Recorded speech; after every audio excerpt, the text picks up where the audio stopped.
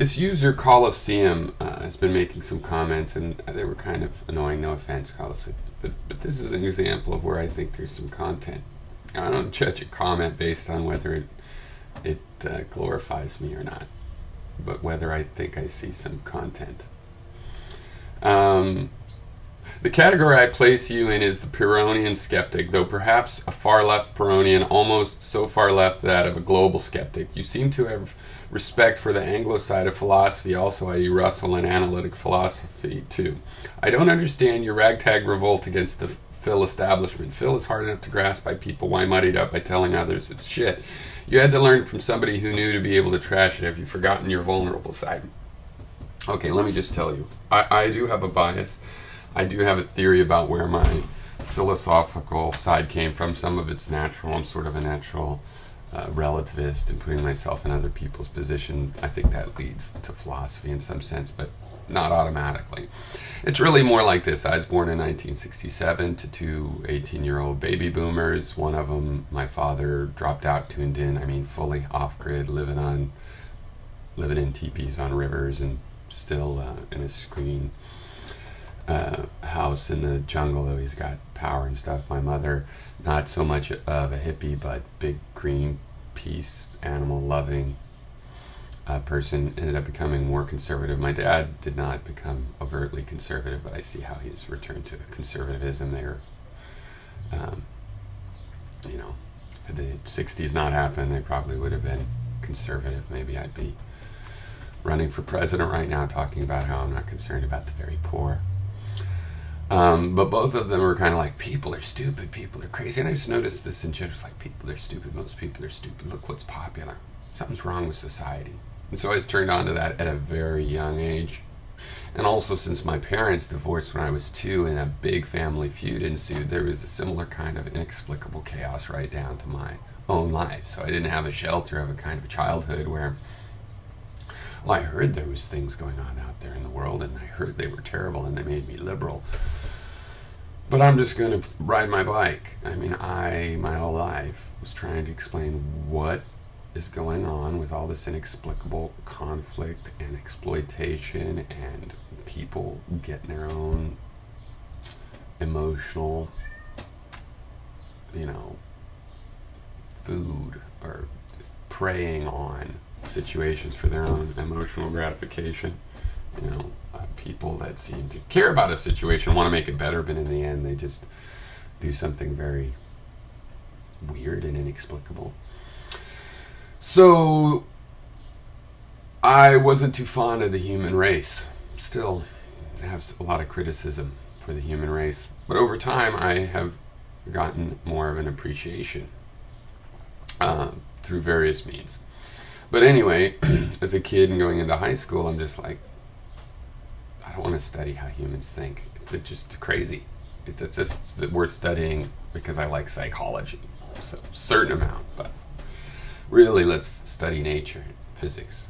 I went to school and I discovered that you know, I also enjoyed logic, so I was taking a lot of logic.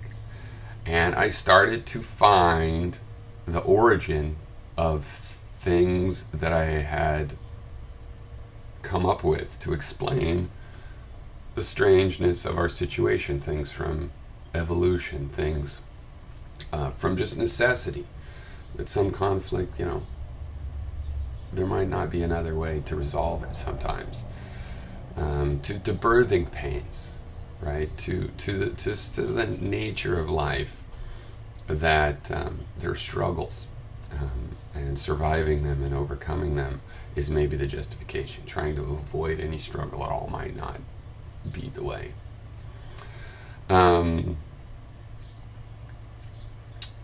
So yeah, I found these sources. I found people's certainty, people's because when I was 13, I had started my philosophical journey consciously with the question of what is reality, and to me that broke down. I made videos on this before. You know, what does that question mean? What are the various definitions of reality? If I say something is real, or if I say I think something is reality, or if I say something seems like it's real, you know, what are all the different shades of this? And it kind of became a linguistic study, where you break down that question into other meanings, into the sub-meanings, and then those maybe lead to, actual natural study. And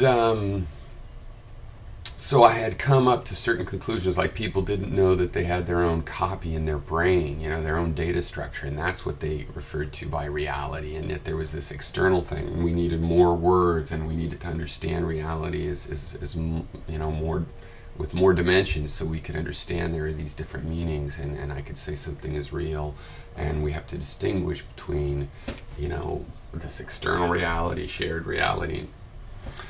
And in logic, which I loved, I found a lot of things that were like, this is what I was looking for when I was trying to say, hey, this would be explained with this weird idea, but where did that come from? Because it's not natural.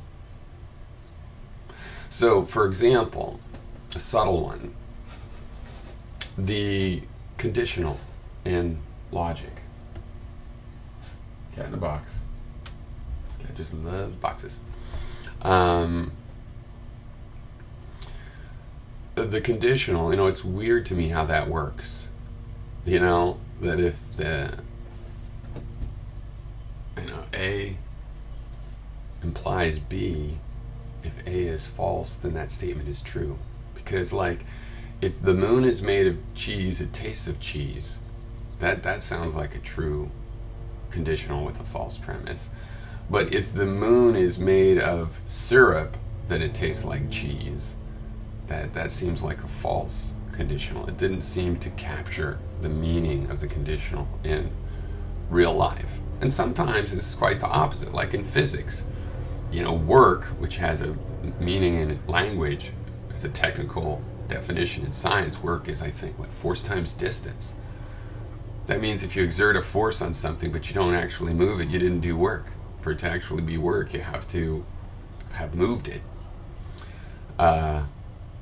I like that definition of work. So this conditional, I expected to like it. I expected it to capture the concept of a conditional. But the difference between what it actually captures and how people actually use conditionals in a more general sense, including to establish things like logic, is very revealing to me as an error. The error being people assume the real world conditional is like this logical conditional, and they're trying to say the world's logical in meaning that those terms are the real ones, and yet I don't know anything in the real world that really corresponds to the logical conditional very well. It looks to me like it overlaps with a real conditional just from statistical kinds of accidental reasons, and I can see all sorts of errors that thinking it applies in general could cause, and I see that they have been caused, and that is why I have a ragtag revolt against the philosophical establishment. And luckily, as an observer, not somebody intent on accomplishing this for society, I'm really just concerned with getting my own perspective on it. Over time, there's just more and more allies, including people I could have been studying back in college but didn't really know about, like Lakoff. He was doing work I would have loved to know about in college, but I thought cognitive science was like, yeah, right, that's a real field of study. I'm studying physics. Philosophy, we're going hundreds and thousands of cog sci. Yeah, right, 20-year-old idea, sure. But they really, they have carried these same ideas that I have in different language, different emphasis.